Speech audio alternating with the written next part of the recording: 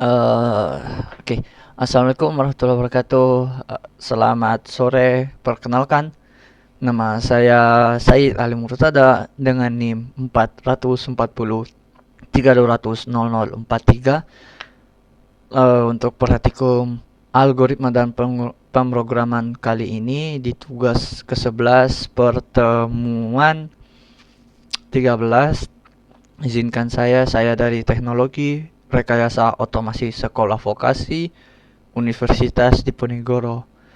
Oke, tanpa lama-lama kita langsung memulai materi. Di sini sudah terpampang jelas pertemuan 3 C++ level 3 dan 4, di mana kita akan membahas conditional loop, parameter copy atau reference, atau prototipe fungsi dan organisasi kode. Di sini sudah dibagi beberapa poin. Poin yang pertama adalah jelaskan if, else, if, else dan logika boolean. Tunjukkan penggunaan for, while, do while, literasi array dengan loop. Latihan dengan program rata-rata nilai tabel perkalian. Bedakan parameter by copy dan by reference. Gunakan prototipe fungsi contoh. Pisahkan kode file HPP dan CPP. Compile dan run program via terminal. Latihan program modular sederhana. Oke, dari beberapa poin ini kita akan mengurut di sini.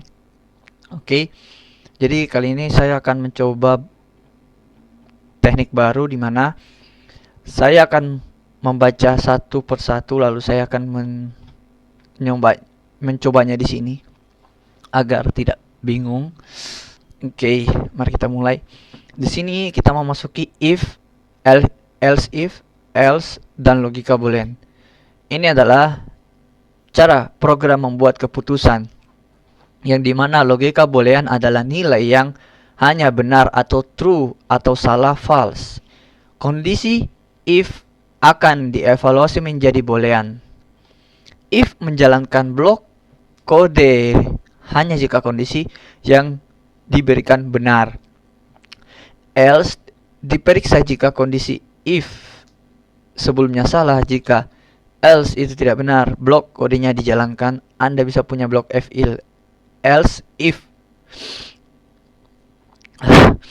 Else adalah menjalankan blok kode jika semua kode if else sebelumnya salah. Jadi pada dasarnya if else itu dalam bahasa Indonesia jika atau ya. Jadi jika adalah else jika ada kesalahan, if else atau adalah else. Jadi bentar, saya bingung menjelaskan, jadi saya coba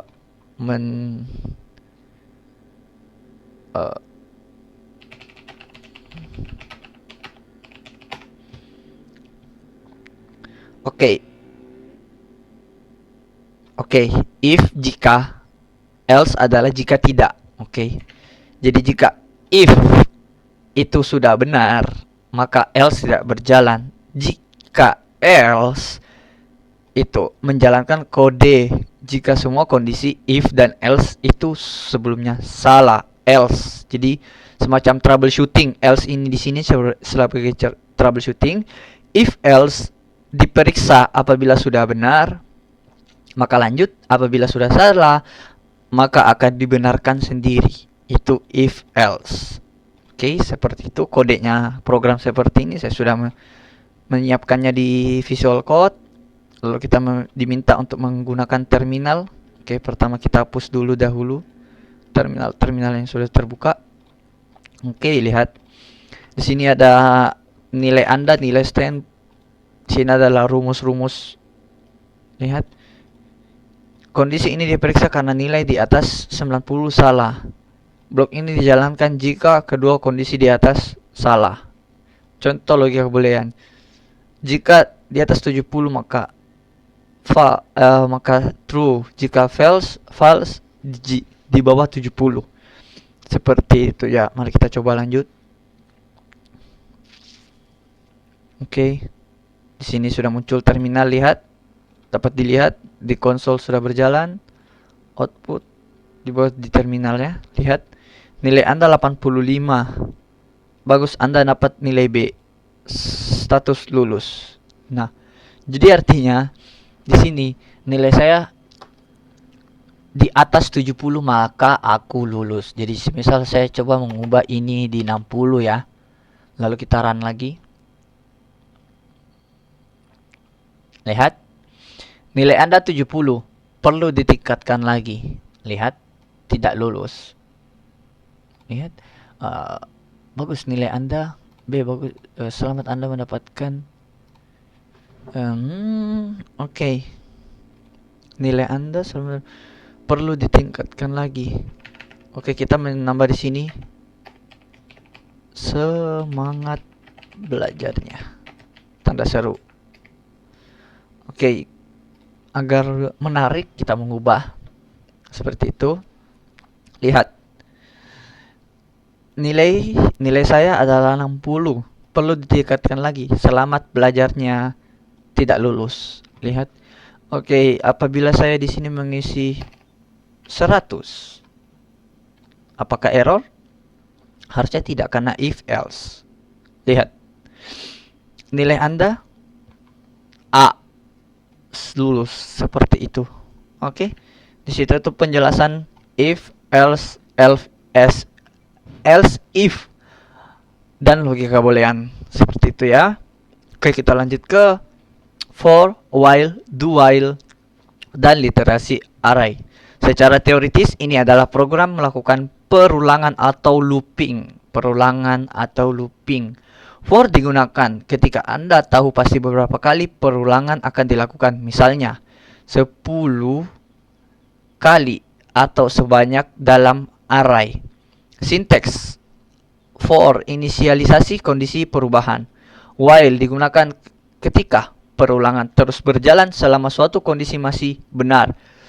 Jumlah perulangan atau looping tidak selalu pasti di awal. Do while mirip dengan while, tetapi blok kode di dalam do akan dijalankan setidaknya sekali, bahkan jika kodenya langsung salah. Kondisi diperiksa di akhir setelah looping. Oke. So, mari kita mencoba. Di sini adalah perulangan array dengan loop. Oke, mari kita mencoba. Lihat, agak rumit ya.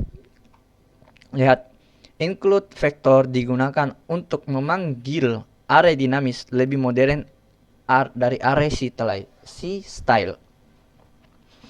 Di sini lihat, di sini sudah ada rumus, di sini sudah bisa dibaca sendiri.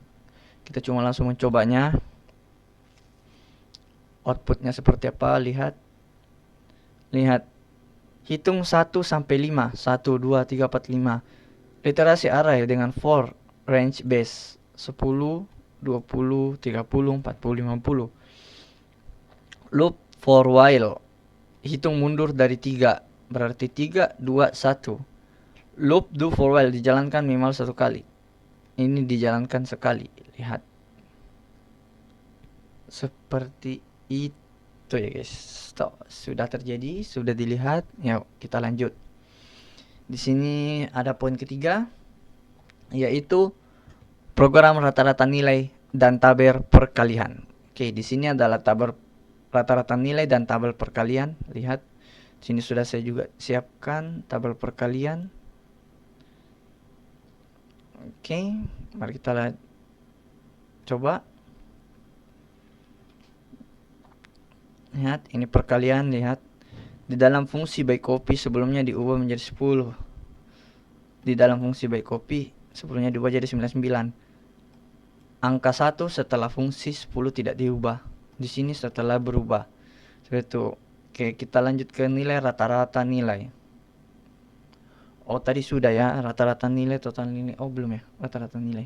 Ayo kita jalankan, lanjut.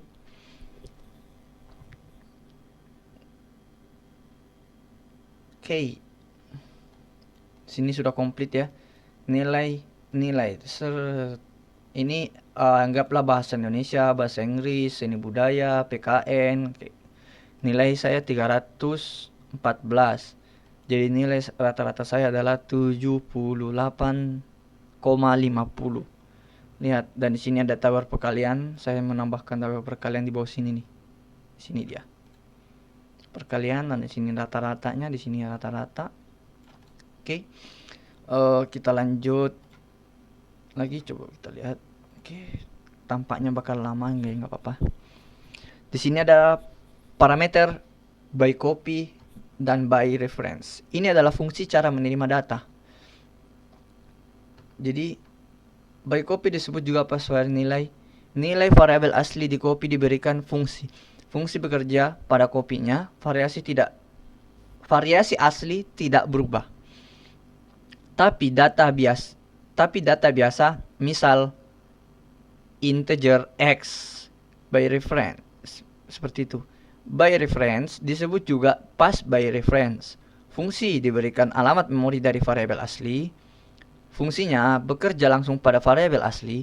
Variabel asli akan berubah simbol ampersand. Seperti itu penjelasan secara teori.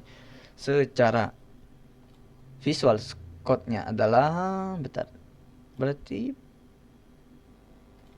di sini parameter by copy by reference. Mana dia? Saya menaruh dia by copy.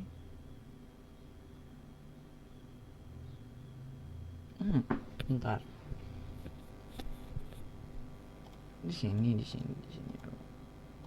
Prototype fungsi. Wait. Sepertinya saya ada salah.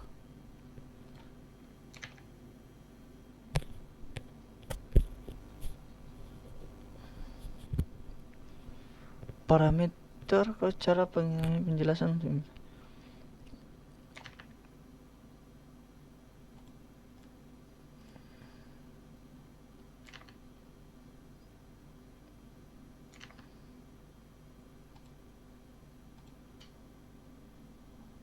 Bentar guys. Oke lah. Daripada berlama-lama, kita akan membuat file baru di sini. Apa namanya?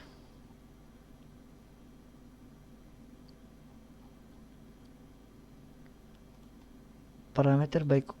Oke, kita memberikan nama new file di sini .cpp. Oke, lalu kita copy ini.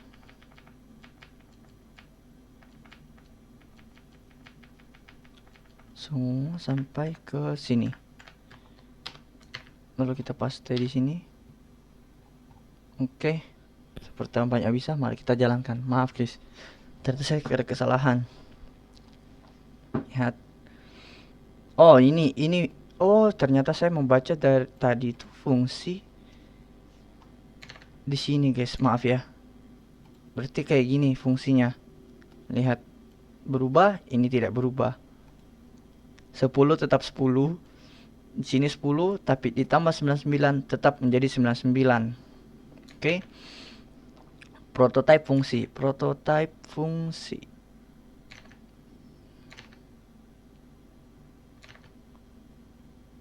Oke, prototype fungsi. Bentar. Kenapa saya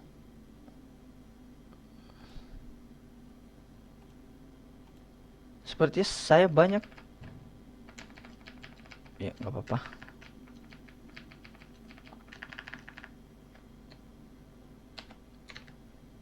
Nggak apa-apa.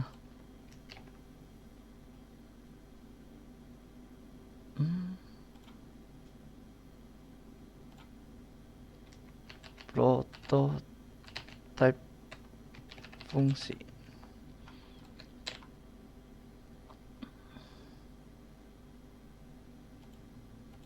Oh, di sini sudah ada ternyata. Oke, di sini sudah ada. Ini adalah prototype fungsi. Seperti ini. Untuk penjelasannya, masuk ke poin 5. Prototype fungsi adalah deklarasi fungsi yang memberitahu compiler tentang nama fungsi, tipe data kembaliannya, dan parameter yang diterimanya. Sebelum fungsi tersebut didefinisikan secara lengkap, Ini penting dikarenakan C++ membaca kode secara beruntun.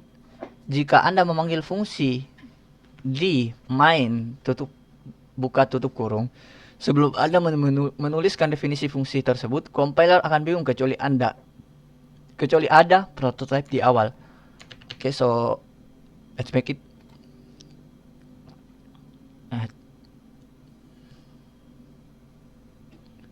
penjumlahan 8. Lihat di sini akan pengurangan, lihat penjumlahan 8. 5 tambah 3. Kita coba jangan sama ya. 9 ditambah ini, terus ini dijumlah guys ya. Ini penjumlahan, sorry. Lihat hasil jumlah 12. Lihat 8 dijumlahi lihat hasil penjumlahannya adalah 12. Misal kita 7. Kita di sini kasih 7. Lihat di sini 16. Lihat ini adalah penjumlahan. Fungsi penjumlahan. Oke. Di situ prototipe fungsi, kemudian memisahkan kode file HPP. Oke. Di sini adalah dari teorinya, ini adalah praktik yang baik untuk program besar. Tujuannya adalah mendeklarasikan apa yang dilakukan dari definisi bagaimana melakukannya.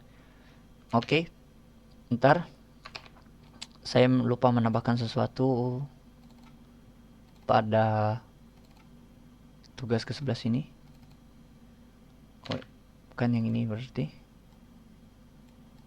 Waduh.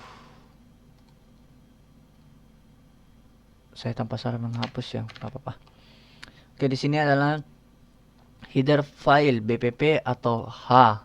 Lihat HPP atau H. Berisi prototipe fungsi dan deklarasi class. File ini seperti daftar isi untuk program Anda. Kemudian di sini adalah source file yaitu .cpp berisi definisi fungsi yang sebenarnya. File ini berisi detail implementasi. Seperti ini guys, dapat dilihat. Kemudian compile dan terminal. Ya, ini sudah bisa, nggak apa-apa.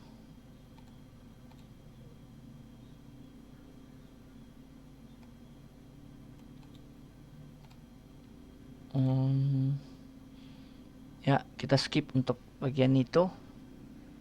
Di sini compile dan run program via terminal atau command prompt. Ya udah, kita cobalah. CMD. Karena CMD saya suka bermasalah, guys. Oke, coba kita. Sepertinya tidak bakal berhasil. Lihat. Karena CMD saya itu MSY. Coba kalau yang ini. Apakah dia akan membaca? Pasti.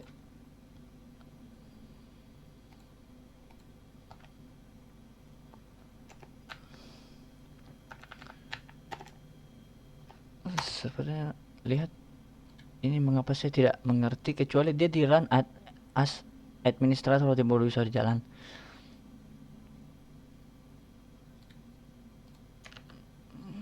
Coba kita ke terminal terus memberikan ini. Lihat, selalu seperti ini. Saya tidak tahu kenapa. Oke, kita skip. Di sini adalah latihan program modular sederhana, di mana saya akan menerapkan poin 6 dan 7. Kita akan membuat program sederhana dengan 3 file. File satu adalah operasi HPP. Seperti operasi HPP itu saya taruh di sini. Lihat, kita jalankan. Oh, tidak dapat dijalankan guys. Berarti yang 2 juga ini nggak bisa ini. Lihat. Oh, ini HPP ya, ini HPP. Oh, sorry.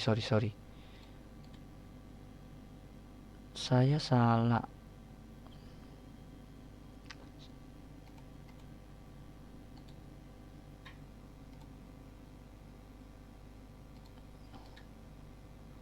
Kita rename di sini HPP, bro.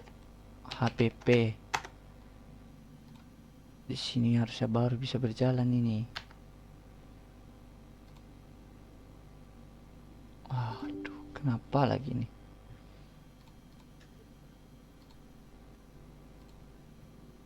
Nah, di sini ada APP. Mari kita coba sekali lagi. Tidak bisa sepertinya, guys. Oke. Untuk praktikum kali ini saya mohon maaf karena tidak dapat melengkapinya. Kurang lebihnya saya meminta maaf atas perhatiannya. Terima kasih. Assalamualaikum warahmatullahi wabarakatuh. Selamat sore.